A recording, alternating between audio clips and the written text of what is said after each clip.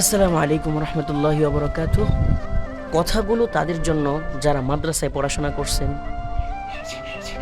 আমরা আসলে এমন একটা মেন্টালিটির ভিতরে আছি, শুধু আমি তাদের জন্য বলতেছি না, আমি আমার নিজের জন্য বলতেছি। আমরা এই মেন্টালিটি থেকে বের হয়ে আসতে পারতেছি না বা বের হইতে চাই না।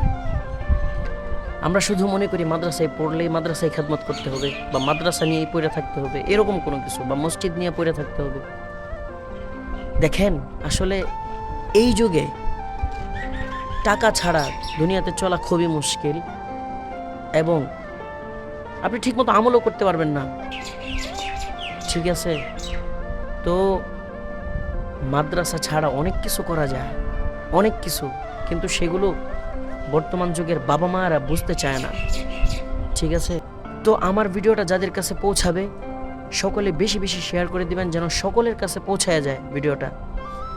আমরা মাদ্রাসা ছাড়া অন্য কোনো কিছু করতে পারি, ব্যবসা বাণিজ্য ইত্যাদি, গৃহস্থী করতে পারি, হ্যাঁ, খামার দিতে পারি, অনেক ওয়ে আছে, গাড়ি চালাইতে পারি। আপনি আমল ঠিক রেখে যা পড়ছেন তা আমল করেন, আমল ঠিক রেখে আপনি করেন না ভাই। দুনিয়াতে হালাল পন্থায় অনেক কিছু আছে, ব্যবসা করেন, গাড়ি চালান, কৃষিকাজ করেন, খামার দেন।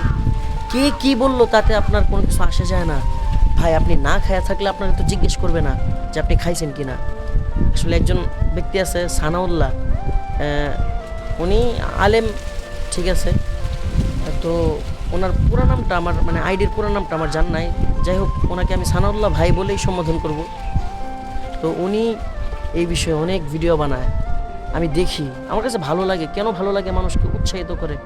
আপনি ব্যবসা করেন না ব্যবসা ভাই। আপনি এই 2 টাকা দিয়ে আপনি করবেনটা কি? আমি এটা বুঝি না। আমি আসলে কারোর বিরোধিতা করি না, এবং বিরোধিতা করতেও চাই না।